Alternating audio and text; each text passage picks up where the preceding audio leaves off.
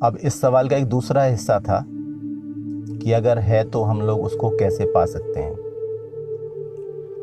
कि ईश्वर को पाने के लिए आपको पहली चीज़ तो ये सोचना छोड़ दें आप कि ईश्वर कहीं बाहर है, आपके अंदर ही है। आप एक ऐसे व्यक्ति हैं जिस आपको किसी ने बनाया नहीं है, वो उसी सृष्टि की एक रचना है आप भी, जो ये सृष्टि चल रही है जिसको आपको जानना है। तो आप पूरी सृष्टि को बाहर की तरफ जानने के लिए अपने तर्क का इस्तेमाल करें, विज्ञान का इस्तेमाल करें, और अंदर उतरने के लिए भी आपको एक विज्ञान की ज़रूरत होगी। उसका नाम है मनोविज्ञान। ये नाम देने से आपके मन में ये गलतफहमी नहीं आनी चाहिए कि ये सब साइंस की बात क्यों कर रहे हैं, क्योंकि असलियत में विज्ञान शब्द जो है ना ज्ञान से बना है, और जो चीज़ प्रायोगिक होती है, प्रमाणिक होती है, वही विज्ञान कहलाती है। इसमें आपको एक शब्द को बहुत अच्छे से मैं समझा देना चाहता हूँ ताकि आगे मेरी बात आप तक पहुँच सके। दो शब्द होते हैं, फेथ एंड बिलीव्स।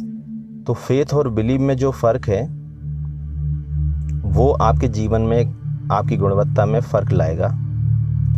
सारे धर्म आपको फेथ सिखाते हैं, और मेरा अपना मानना ये है कि फेथ सबसे गलत चीज़ है।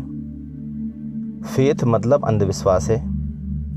आप कहेंगे नहीं फेथ अलग है, अंधविश्वास अलग है, वो नहीं है। वो एक ही सिक्के के दो पहलू हैं। फेथ मतलब क्या? फेथ मतलब वो जिसके लिए आपके पास कोई तर्क उपलब्ध ना हो, कोई एक्सपेरिमेंट उपलब्ध ना हो, कोई प्रयोग उपलब्ध ना हो, केवल किसी ने कहा है, चाहे भले आपकी माँ ने कहा हो, पिता ने कहा हो, गुरु ने कहा हो, दोस्तों ने कहा हो, सोसाइटी ने कहा हो, ग्रंथों ने कहा हो, किसी ने कहा हो, और उस कहने को केवल हमने मान लिया है, वो फेथ कहलाएगा। और बिलीव वो है जिसके ऊपर आपने काम किया है, जिसको आपने देखा है, जिसको आपने अनुभव किया है। अब इसमें भी एक कुतर्क हो सकता है कि हर चीज़ तो हमने नहीं देखी फिर भी हम उसको मानते हैं, तो क्या वो फेथ है? जैसे कि हमने जापान नहीं देखा तो ये क्या हमारा फेथ है? नहीं, ये बिलीव है। देखने भर को बिलीव नहीं कहते कि हमने आंखों से देख लिया इसलिए बिलीव है। आंखों से देखी हुई तो बहुत सारी चीज़ें आपकी गलत होती हैं। वो भी मैंने आपको बताया था कि मनोविज्ञान का चैप्टर जिसको बोलते हैं परसेप्शन, वो इसी बात को एक्सप्लेन करता है कि हमारी आंखों देखी बहुत सारी चीज़ें गलत होती हैं, क्योंकि वो हमारा परसेप्शन होता है। उसकी छवि हम किस रूप में स्टोर कर रहे हैं उसके ऊपर निर्भर करता है, और उसी से सारे मैजिक ट्रिक्स चलते हैं, परसेप्शन के ऊपर। तो जापान हमने नहीं देखा, लेकिन कुछ लोग हैं जो जापान गए हैं। टीवी है, उसमें जापान की फुटेज आ रही है, न्यूज़ आ रही है कि जापान ऐसा देश है, इसमें ये है जीडीपी, इसका ये है, इसमें एक्सपेरिमेंट हो रहे हैं, ये हो रहा है, वो हो रहा है। आप गूगल मैप खोलते हैं तो आप जापान भी देख पाते हैं। जहाँ आप खड़े हैं वो जगह भी दिख रही है, जापान भी दिख रही है, तो आपको समझ में आना चाहिए कि हाँ ये चीज़ भी होगी, क्योंकि ये भी है। तो ये एक तरह से लॉजिक है। हर चीज़ देख के ही आपको, अगर आपको हर चीज़ पता चले तो आप शायद फिर तो अज्ञानी ही रह जाएंगे। तो फेथ और बिलीव में फ़र्क आपको समझ में आ गया होगा। अब जो आपकी यात्रा है, अंतर यात्रा, वो आपको फेथ पे आधारित नहीं चलना है। अब फेथ के आधारित ही सारी साधनाएं हैं, उसमें मैं कुछ नहीं कर सकता। लेकिन मैं अपनी जो बात बता रहा हूँ वो फेथ पे आधारित नहीं है, वो बिलीव पे आधारित है।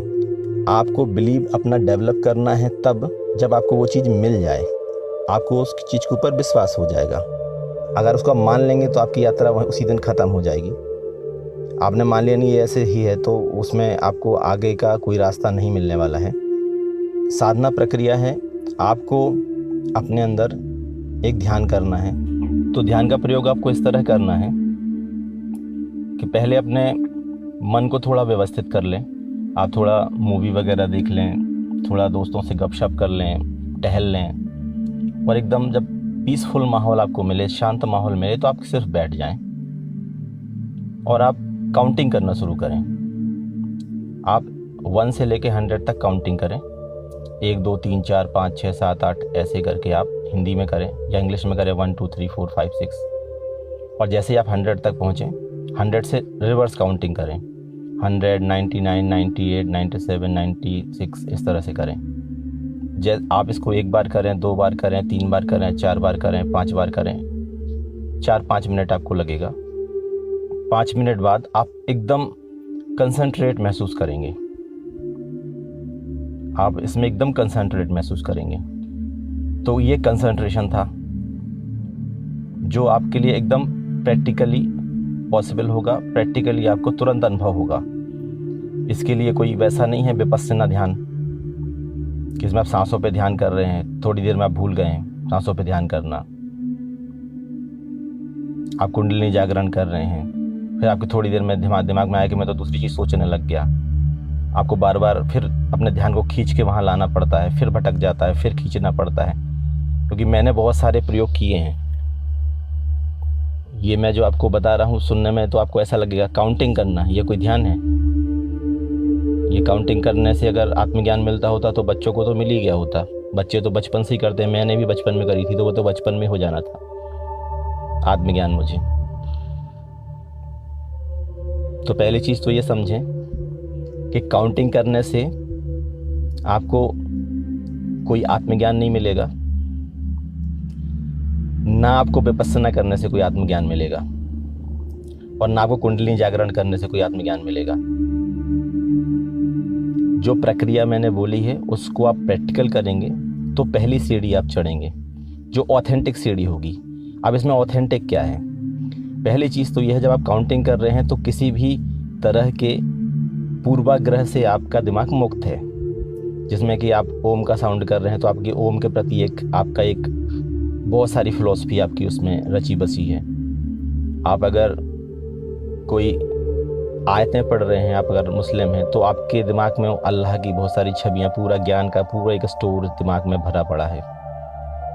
आप कोई भी प्रक्रिया अपनाएंगे ना इस तरह की, तो आपके दिमाग में पूरी फिलॉसफी उसकी भरी पड़ी है। लेकिन काउंटिंग करेंगे तो उसमें पहली चीज़ तो कोई भी आपकी इस तरह के दिमाग में कोई पहले से छवि बनी हुई नहीं है जो कि ईश्वर को जोड़ती हो। काउंटिंग और ईश्वर का कोई रिलेशन नहीं है आपस में। आप गिनती पढ़ रहे हैं, आप काउंटिंग कर रहे हैं, इसमें कोई ईश्वर नहीं है। ये शुद्ध रूप से आपके दिमाग में चलने वाली प्रक्रिया है, पहली चीज़। दूसरी चीज़, जहाँ दूसरी प्रक्रियाएं हैं वो जटिल क्यों हैं? क्योंकि उसमें कोई वैज्ञानिक ढंग से वो डेवलप नहीं की गई। और मैंने आपको पहले ही लेक्चर में अपने शुरू ही वहीं से किया है सारी चीज़ें, कि मैं आपको उस जगह पे खड़ा कर दूंगा जहाँ पॉसिबिलिटी ये रहे ही नहीं कि आपको नहीं मिलेगा ये आत्मज्ञान। कहाँ कहाँ बाधाएं हैं, कहाँ कहाँ दिक्कतें हैं, वो मैं आपको पहले से रिमूव कर दूंगा। अब इसमें हो क्या रहा है, जब आप 1 से लेकर 2 पे जंप कर रहे हैं, 1 2 3, तो आपके पास स्पेस नहीं है सोचने का। क्योंकि एक साथ दिमाग में 2 चीज़ें नहीं चल सकती। जो बोलते हैं ना मल्टीटास्किंग करते हैं वो व्यक्ति, मल्टीटास्किंग जैसा कोई शब्द संभव नहीं है मनोविज्ञान में। आप केवल एक ही चीज़ पे फोकस कर सकते हैं एक वक्त में। तो आप जब गिनती पढ़ रहे हैं आप तो एक ही चीज़ को फोकस कर पाएंगे। जैसे ही आपके दिमाग फोकस हटा तो आपकी गिनती मुँह से निकलना बंद हुई। आपने बोला 1 2 3 4 5 6 और कुछ सोचने में तुरंत आया कि सुबह वो टूथपेस्ट लाना था, और इतने में वो आपकी 6 के बाद 7 नहीं आएगा। फिर वो आपको पता चल जाएगा तुरंत, कह रहे नहीं वो भूल गए हैं। बाद में सोचेंगे, 5 मिनट बाद सोचेंगे टूथब्रश के बारे में, फिर आप कहेंगे 8 9 10। अब ये उल्टी गिनती क्यों गिनना है, इसका भी एक मनोविज्ञान है। आपका दिमाग 2 चीज़ें कर सकता है, मल्टीटास्किंग कर सकता है, होती नहीं, लेकिन वो कैसे कर सकता है वो भी पॉसिबल होती है। हमने बोला ना, कोई नियम अगर टूट रहा है तो उसके पीछे भी एक नियम होता है। जैसे आप कार ड्राइव कर रहे हैं और साथ में बातें भी करते जा रहे हैं, आपको बिल्कुल कोई प्रॉब्लम नहीं होगी। लेकिन तब जब आप कार ड्राइविंग कंटिन्यू है, आप बस अभ्यस्त हो गए हैं। अगर पहली बार कार ड्राइव कर रहे हैं फिर बात नहीं कर सकते आप, लेकिन आप कार ड्राइविंग में अभ्यस्त हैं, 10 साल से कर रहे हैं, तो आपके लिए कोई कार चलाना कोई अलग से कुछ नहीं है। वो पूरा प्रोग्राम हो गया, अनकॉन्शियस माइंड में प्रोग्राम हो गया पूरा, कि कब आपको ब्रेक लगाना है, कब आपको सामने देखना है, कब आपको दोस्त को तरफ देखना है, कब बोलना है, सारी चीज़ अभ्यस्त है आप। तो आप उस समय 2 काम कर सकते होंगे, क्योंकि एक काम आपका अभ्यस्त है, एक काम आपका अचेतन मन ने अपने हाथ में ले लिया हुआ है। अब अचेतन मन क्या है वो आप पिछली वीडियो देख ले तो आपको समझ में आएगा। क्योंकि जैसे हम अभी काउंटिंग कर रहे हैं लेकिन फिर भी हार्ट चल रहा है, खून दौड़ रहा है, क्योंकि वो सब अंदर चल रहा है, अचेतन मन सब कंट्रोल कर रहा है। तो जब आप 1 से लेकर 100 तक करेंगे तो ये कई बार की हुई है आपने, बचपन से लेकर अभी तक। तो हो सकता है कि आप उसमें अभ्यस्त हो गए तो आप सोच भी पाएँ और ये काउंटिंग भी कर पाएँ, ये पॉसिबल है। लेकिन जब 100 से 1 तक आएंगे तो आपकी वो दिक्कत खड़ी हो जाएगी, क्योंकि वो आपने प्रैक्टिस में नहीं ली हुई है, तो वो आपको आपके दिमाग को भटकने नहीं देगी। तो आपको अपना ध्यान खुद कस्टमाइज करना है, क्योंकि इसका प्रिंसिपल ये है कि आपको दिमाग को भटकने नहीं देना है। और भटकने कैसे नहीं देंगे? आपको जो अभ्यस्त ना हो पाए ऐसी चीज़ें में प्रक्रियाएं उसमें ईजाद करनी है, वो आप खुद ही कस्टमाइज कर सकते हैं। किसी ग्रंथ की ज़रूरत नहीं, मेरी भी ज़रूरत नहीं। कैसे करें कस्टमाइज? आप थोड़ा सा बदलाव कर लें। 1 3 5 7 9 ऐसे करके बोलेंगे इस बार। अब क्या है, ये वाली प्रैक्टिस आपकी नहीं है। आपने एक अंक छोड़ दिया है, केवल 1 के बाद 2 नहीं बोलेंगे, 3 बोलेंगे। 1 3 5 7 एक छोड़ छोड़ के बोलेंगे। लो, अब आपका दिमाग भटकेगा ही नहीं, क्योंकि अगर आपका भटका तो गिनती रुकी। अब उल्टा कर लें। 100 97 95। अब आपको हर अगली गिनती के लिए आपको दिमाग को जोर डालना होगा, और एक ही चीज़ पे दिमाग जोर डाल रहा होगा तो आपका एकदम कंसंट्रेट हो गए होंगे, क्योंकि दूसरी चीज़ है ही नहीं ना वहाँ पे। और मात्र 5 मिनट इस प्रक्रिया को करें। उसके बाद क्या करना है मैं अगले लेक्चर में आपको बताऊंगा। आप कमेंट करें, हो सकता है मैं पर्सनल आपको कमेंट में आपको बताऊं, क्योंकि मेरा उद्देश्य ही आपको उस दिशा में ले जाना है जहाँ से आपको समझ में आना शुरू हो कि दुनिया एक्चुअल में है क्या। तो ये हो गया। अब इसमें एक सवाल आता है कि भाई इतनी छोटी सी चीज़ से हमें क्या, उस कंसंट्रेशन से क्या मिलेगा। तो मैं आपको अब थोड़ी बड़ी बड़ी चीज़ें बता देता हूँ। योग के 8 अंग हैं: यम, नियम, आसन, प्राणायाम, प्रत्याहार, धारणा, ध्यान, समाधि। यम, नियम, आसन जो 3 ये चीज़ें हैं, आसन, प्राणायाम, प्रत्याहार, ये 5 जो अंग हैं ये बाहरी हैं। और धारणा, ध्यान, समाधि ये 3 अंग आंतरिक हैं। और ये जो प्रक्रिया मैं आपको दे रहा हूँ ये धारणा को मजबूत करेगी। मतलब आपको बाहरी जगत से पहली सीढ़ी है अंतर जगत में जाने की, वो है धारणा। और एक काउंटिंग आपकी धारणा को मजबूत कर देगी, आपके कंसंट्रेशन लेवल को बहुत बढ़ा देगी, आपके जीवन की गुणवत्ता बदल जाएगी। आपकी जो अभी सबसे बड़ी समस्या जो मेरे हिसाब से आने वाली है अभी मानव जाति में, जिस चीज़ से मानव भी परेशान होने वाला है, वो है फोकस का स्थिर ना होना। इतनी सारी चीज़ें उपलब्ध हो गई हैं आज। फेसबुक है, व्हाट्सएप है, यूट्यूब है, बहुत सारे इंस्टाग्राम है, बहुत सारी चीज़ें चल रही हैं। फिर टीवी खोलते हैं, न्यूज़ है, कंटिन्यू हमारा फोकस डाइवर्ट हो रहा है। आज हम एक जगह पे 2 सेकंड के लिए फोकस भी नहीं रख पाते। व्हाट्सएप पे एक पोस्ट आई, तुरंत बीप नोटिफिकेशन फेसबुक का, फेसबुक में चले गए, फेसबुक में एक चीज़ पढ़ी, कमेंट किया, लाइक किया, आगे बढ़े, दूसरी चीज़ पढ़ी, तीसरी चीज़ पढ़ी। कंटिन्यू हमारा फोकस डाइवर्ट हो रहा है, कंटिन्यू डाइवर्ट हो रहा है। तो हमारी जो स्ट्रेंथ है वो ख़त्म होती जाती है। हम एकदम अपाहिज जैसे हो रहे हैं दिमाग से, सारे लोग एकदम कंफ्यूज टाइप के हो रहे हैं, स्थिरता एकदम गायब होती चली जा रही है। ये बहुत बड़ा प्रॉब्लम होने वाला है। टेक्नोलॉजी के साथ में अगर हम कनेक्ट करते हैं तो हमें अपना डेवलपमेंट भी करना होता है, तो वो ज्ञान भी डेवलप होते हैं। ये जो मैं बता रहा हूँ ये हो रहा है डेवलप, अब ये हो रहा है कि कैसे उससे आप बचेंगे, सेफ होंगे, कैसे आप तब भी आप आत्मज्ञान की तरफ जा पाएंगे। पहले भी जाते रहे लोग, आज भी जाएंगे। ऐसा नहीं कुछ गड़बड़ होने वाला विज्ञान से। विज्ञान अपनी जगह चलता है तो ये भी विज्ञान चलता रहता है, अंतर विज्ञान भी चलता रहता है। तो अगली बात आप समझें। अब आप कहेंगे ये छोटी सी चीज़, ज़रा सी चीज़ में कैसे होगा, हमें कोई बड़ी बड़ी चीज़ें बताएंगे कि आत्मज्ञान उपलब्ध है तो मतलब है बड़ी बड़ी बातें बताओ, छोटी छोटी क्या गिनती विनती क्या करवा रहे।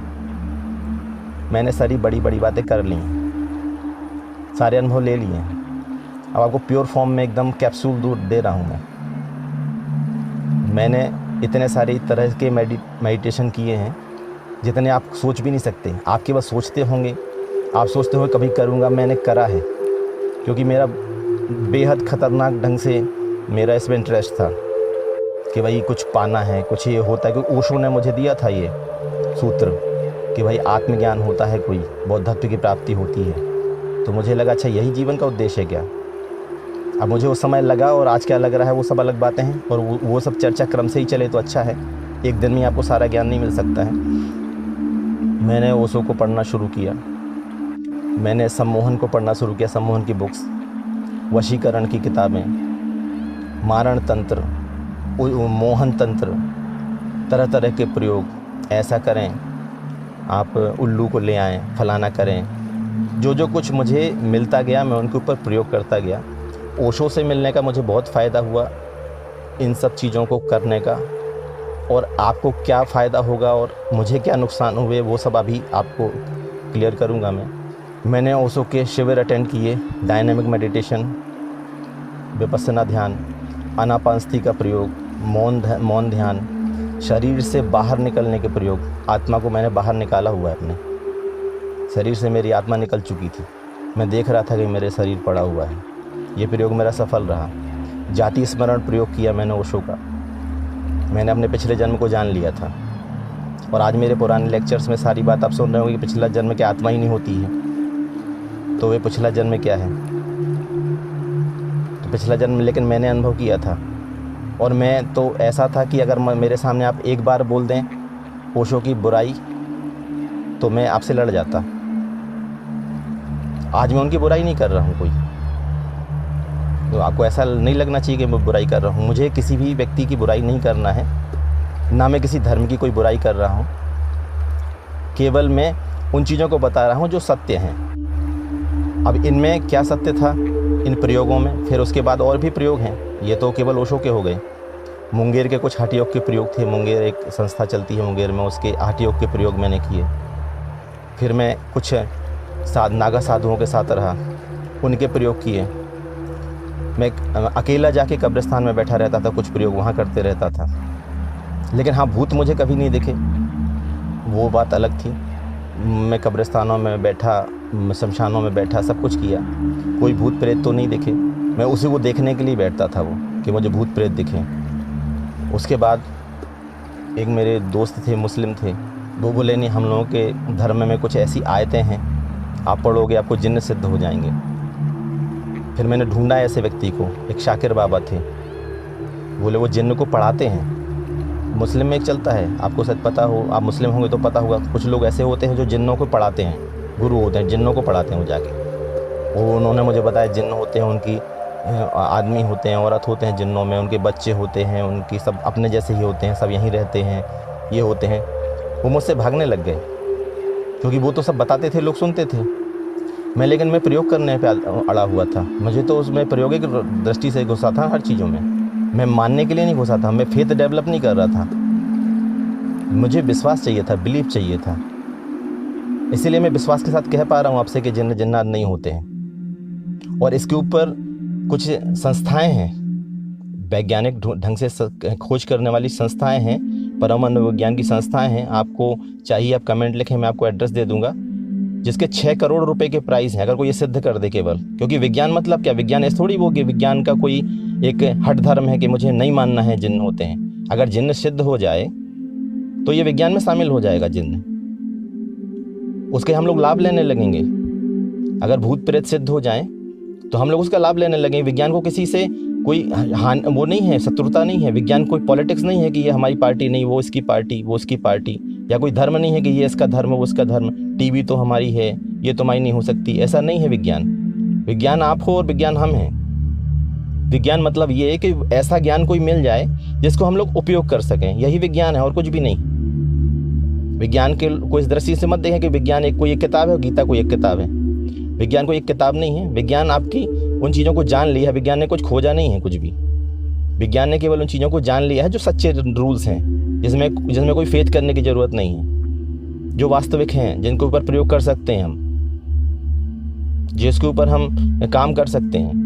ऐसा नहीं कि केवल मैं जानता हूँ आप नहीं जान सकते, बस बात खत्म हो गई, आपका तो काम खत्म है, फिर आप मेरे ऊपर विश्वास बस करो, वो फेथ करो, उसको विश्वास नहीं बोलते। मैं इसलिए क्लियर कर रहा हूँ कि वो दोनों शब्द एक सा इस्तेमाल किया जाता है, लेकिन मैं जब कर रहा हूँ तो मैं इस रूप में कर रहा हूँ। विश्वास मतलब जिसको आप जान सकते हो, जिसके ऊपर आप एक्सपेरिमेंट कर सकते हो, वो हैं सारे विश्वास। और जिनको आप कुछ भी नहीं कर सकते, जिनका केवल मान ही सकते हो बस, वो फेथ हैं। और फेथ बहुत घातक है। फेथ मतलब अंधविश्वास ही है, क्योंकि मतलब आपको कुछ नहीं जानने के लिए है, ना कुछ जाना जा सकता है, तो फिर आपको आंख बंद करनी पड़ेगी ना, अंधविश्वास हो गया।